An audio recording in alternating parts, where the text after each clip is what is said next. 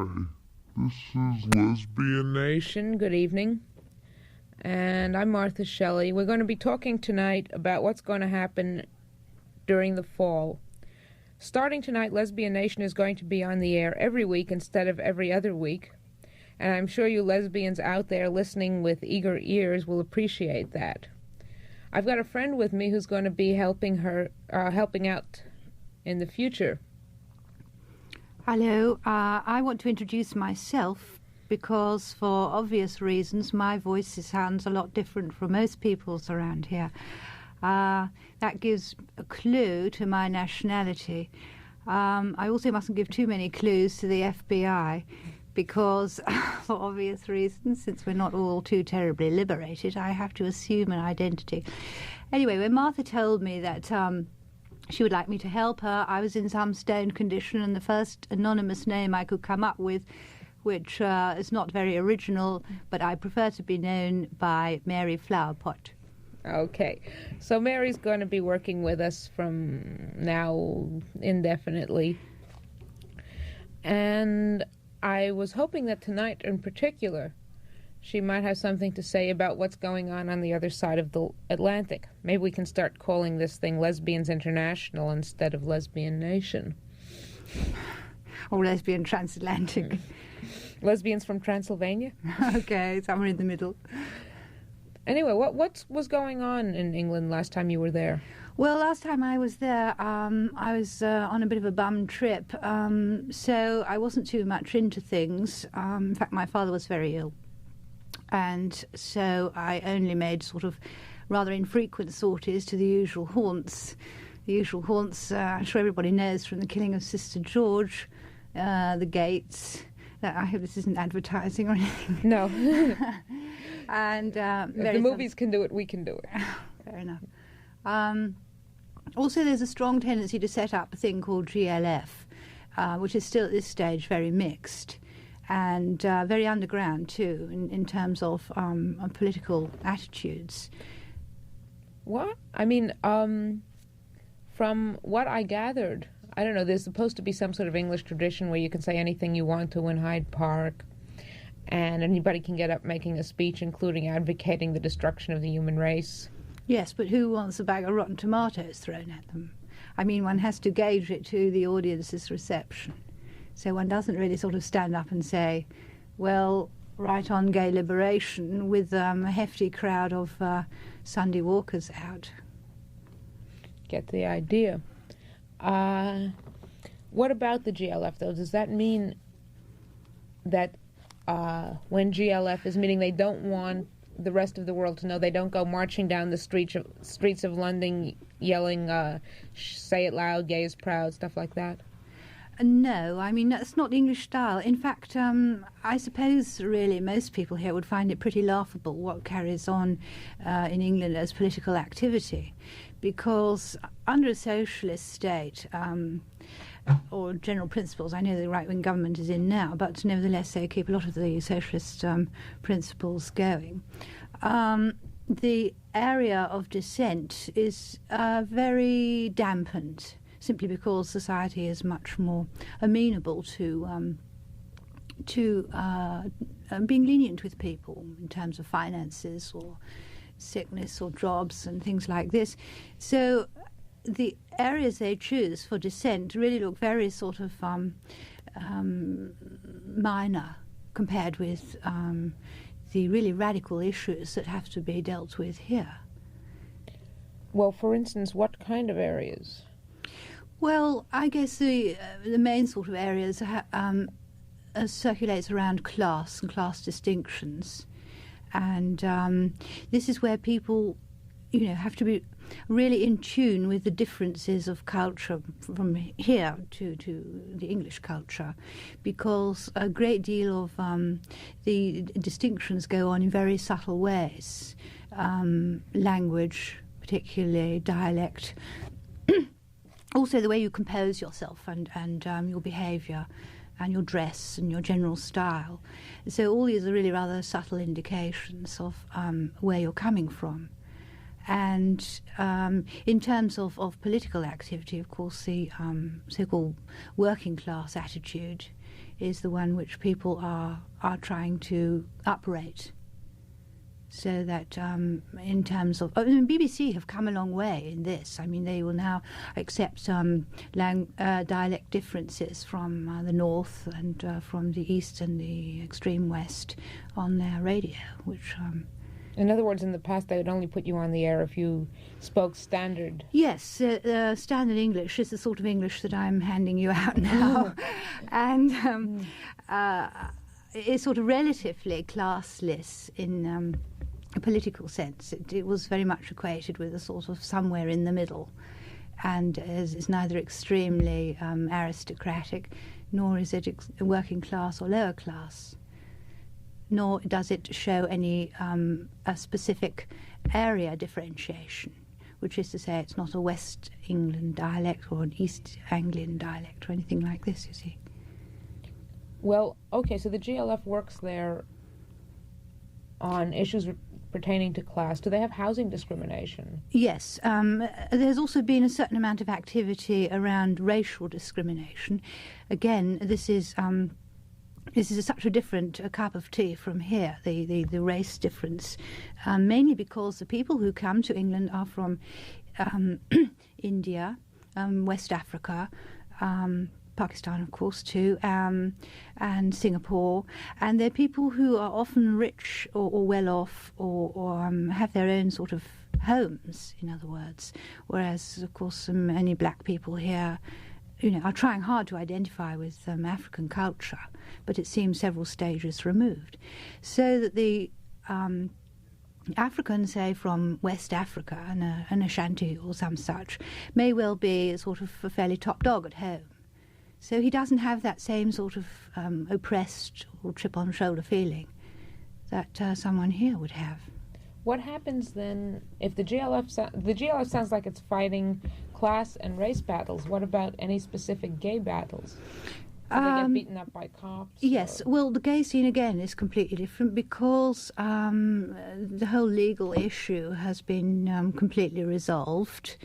It was reputed that it was resolved because the people in the Foreign Office were mostly homosexual, and of course were open to attack from foreign power, and so they had to revoke the laws in order to at least keep the country on its feet in espionage. Anyway, be that as it may, there are no sort of laws that can be applied. But of course, blackmail is still a subtle issue that can be used against homosexual people in top jobs and professions, even so. Is there any alliance between the gay movement there and the women's movement, or any feeling on the part of the lesbians about which side they most identify with? No. In fact, I think this is the biggest area, really, of difference between here and the States. Women, you see, in England have, in their own ways, which, again, is rather different from here, in their own ways have made a good deal of advancement politically. I mean, you will find a large percentage of women in Parliament, in top jobs, in professions, as well as one of the main supporting personnel are women in London transport and various areas like this, nursing and hospitals, all kinds of areas like these where women are simply allowed in and given very responsible jobs, and there's no real big deal in terms of women's issues. The Post Office long time ago gave equal pay to women for equal work, and various other bureaucratic institutions took this up a long time ago. What about finance, the military issue, yes. Institutions that have a lot of clout, or for that matter, the educational establishment, Oxford and so on? Women in the forces are to be found very frequently. It's just, it's one good place where dykes go, of course, because the whole uniform thing and the authoritarian thing is very appealing to some, and I say some types of lesbians. I should again explain that the lesbian scene in Europe, especially in Protestant countries, I found to be very different from here. There's a strong sort of butch femme tendency with a good deal of drag on both sides. I mean, many TVs, and one great area of entertainment can be had in London are drag pubs. The whole public house thing, the whole pub scene, is where people, derive a good deal of their fun and entertainment and get-togethers and parties and whatnot. And there are countless numbers of drag pubs you can go to, both women and men. So that this whole thing is quite on the surface. And I suppose, in a sense, some people could say, well, I really ought to object to that because they are just sort of figures of fun and entertainment. But I don't think it works like that. Having been, it might sound that way when I talk about it off the cuff, but when you're in such a scene and you really enjoy yourself with all this carry-on, you can see that people will play to it. Straight people too will play out their own homosexual feelings and if only verbally. What now? The bars, the pubs, as you call them, they're not the same as they are here. Obviously, are they individually owned, or is there a syndicate like the kind we've got here? They're usually owned by the brewers, that is, those who are making the beer. I mean, beer is a great thing in England, and brewers tend to hold most of the pubs in particular areas. So there are different kinds of beer areas, and it's a bit like cheese in France, Roquefort and so on, you get it in that particular province. That's right. And what happens is that the brewers then lease out a pub to a guy who wants to run it. And so if he finds, if he's in a groovy area with a lot of gay people, then a gay guy will own the pub, or a woman will own the pub and run it in terms of their own ethos. So... people can really get off according to... So you get to know all the pubs. I mean, there's some different kinds of pubs, like theatre pubs too, where you can see a play and have a meal and watch a play, or else poet pubs where you can play an instrument and read poetry, and all kinds of different things you see go on. Or play a game of darts. Oh, right, darts, dominoes, bar billiards, any kind of thing like this. But I was only talking about the drag pubs specifically because they're such a good scene for gay people. Apart from bars. There are bars too. Bars tend to be more privately owned clubs where you buy a membership for a year and then you gain entrance through your membership. Well, do you have to know somebody to get in? Yes, it usually works that way. And are these are individually owned, or is it, again... No, they're individually owned, so that if you want to set up, you can do it in your own house. You can just get a license and obey the licensing laws and set up a bar in your own house. That sounds pretty reasonable. Yeah, there's some really groovy places. Of course, the scene changes continually, so that's why I say when I was there last, I didn't really get into it. So I was just very much on the fringes. But I did notice this GLF activity with a few marches protesting one or two, which seemed to me such minor issues that I can't even remember what they were. Well, okay, so Mary Flowerpot's going to be helping us on the show. And for those people who were around at the GAA Firehouse, when I took people's names and said I'd be getting in touch with them for poetry and music and so on, take heart, I haven't forgotten you, and I will be sort of calling people one by one, recording music in Studio C or Studio B here as the year progresses. I've already got some shows lined up, but I'd also like to hear, this is your chance tonight, from the people who are listening in terms of what they want, what they think of what we've been having on the air. Any questions to Dear Aunt Martha and so on. Charlie, what do I do about phone calls? You want to say something? Charlie's engineering tonight.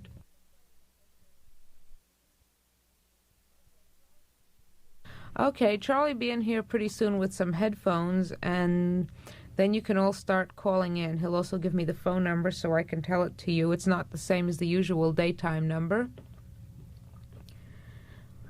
And meanwhile, maybe we can talk about what's in The Voice this week. Before we do that, there is an article in The Voice this week. There's the usual Joe Johnston article, which I urge you to read. And also a really nasty thing against Jill.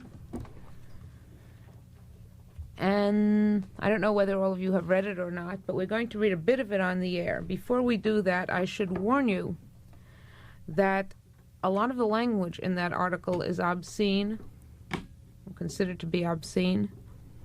And if you've got any little children listening, or if you don't want to hear such language on the air, I suggest you turn off the set or chase the kids away. When you call up, you're not allowed to use obscene language on the air, so we're going to bleep you if you do. But we're allowed to read stuff that's in the Village Voice that's obscene, providing we do what we've already told you. Okay. What's the... You circled something here. Yes, well, I guess I really don't even want to take issue with this article, because in the main it seemed to start off fairly sort of intelligently, but I think the lady who is called Julie Bavasso here, I don't know if that's a pseudonym or whether that's her real name. She might be a drag queen. Yes. I don't know. I really don't know the person involved. But anyway, I'm taking it just as a reader who has come to this article fresh and looks at it as if to find something intelligent there. And I appear to do so in the first two paragraphs, which is talking about an essay written by one Didion. Again, I haven't read that essay. And some comments that Miss Johnston made in a reply to Didion's essay. So that all seems to be fairly square. Then this lady seems to take a trip. And does she take a trip? I don't know whether she was on anything when she wrote this article, but the net result is such a spiel of invective and obscenity that I wonder the Voice allowed it to be published. However, that's the onus is on them now, and I think a lot of people are going to be extremely upset about this article. The attack is directed at Johnston in particular, but is really subtly underlined by Julie's psychotic trip into femininity. And she finally ends up the article with a reference to artistic achievement, which can be accomplished apparently by knowing how to fuck yourself with your own symbolic prick and keep it where it belongs, which is in the work. Then you can also enjoy the incomparable pleasure of a real live Doe Johnny up your cookie jar without being threatened. That's a quotation? This is a direct quotation, yes. Really implying that most women who are lesbian haven't any idea where their symbolic pricks are at. You see what I mean? This is well, the way I read it, she was sort of telling Jill that Jill is a bag of turds and she should go bleep herself. Yes, but while on the surface, when one reads this, as I said, it appears to be directed at Jill Johnston. Underneath it all is this psychotic vein of the author, who has really not come to terms with her own sexuality. And this is what it's all about, I feel. And she has declared herself to be so sick in this respect that, as I say, I don't even think it's worth criticising. Well, my major criticism is against the Voice. Exactly. And I think that's where it should stay. What am I supposed to do? What? Station break. Okay, hang on, you guys. Girls, ladies. I'm going to get my throat cut. This is WBAI in New York. Okay, I was supposed to do that, but Charlie made it sound almost unbelievably idyllic. I did? Yeah. Well, I suppose that was in contrast to what goes on here. Yeah. It is not idyllic, but it's so subtle that I'm obviously going to have to take a few weeks to try and get it across to people. Meanwhile, I don't think I've got time to go into it in any more detail. Yeah, let's get on to the next caller. Okay, thank you. Anybody else on there? Okay, the number is 371-5200. Actually, I would like to take any women callers who happen to come along. I'd sure like to know what the lesbians have been thinking of this show.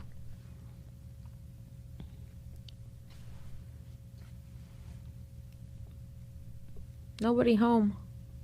I think they've all gone away for the weekend. Right, they're all going away for the weekend, leaving me stranded here on WBAI when I could be out backpacking somewhere. Hello? Hello? Who's there? Is this 3715200? This is WBAI. You're on the air. Oh, yeah. Hi, Martha. This is Frog. Hi, how you doing? I'm pretty upset right now. I just turned on the radio in the middle of the program, and I don't know if you said anything about Liza Cowan being fired. Well, no, I haven't, because she has asked me not to. I mean, she said sort of to wait and see what she wants to do about the whole thing. Oh, gosh. Can I say something? Sure.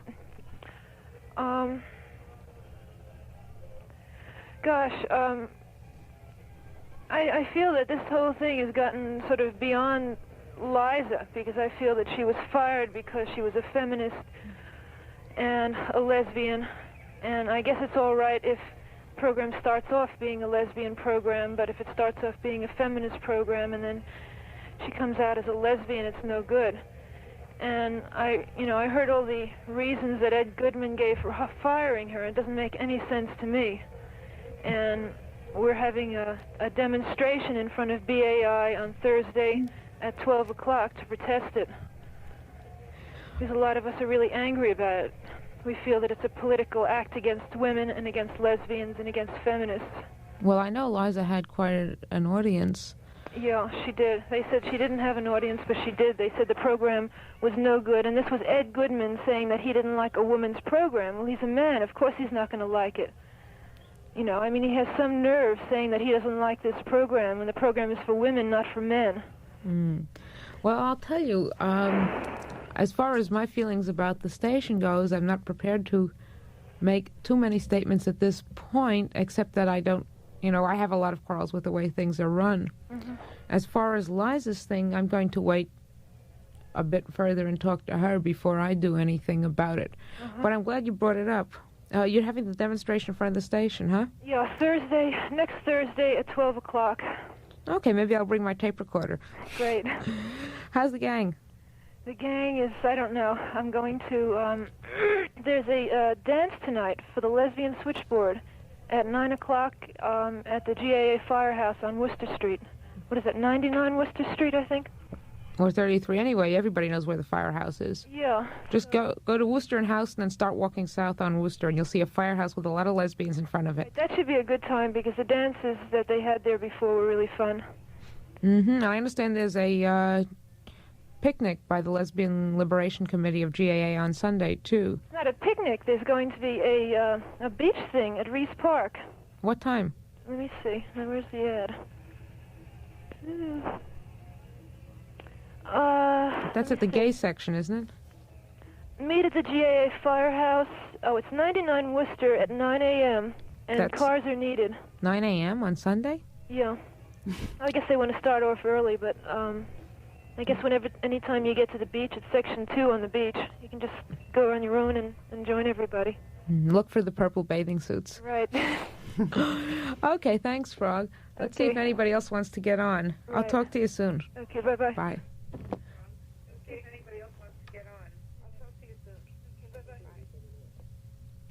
Nobody else on? Hello? There's somebody. Hello? Hello? Is this Martha Shelley? He's speaking. Hi. I want to say I like your show very much, and I'm really glad it's on, because I am, like, as in the closet as you can get. And, like, this is my only contact, practically.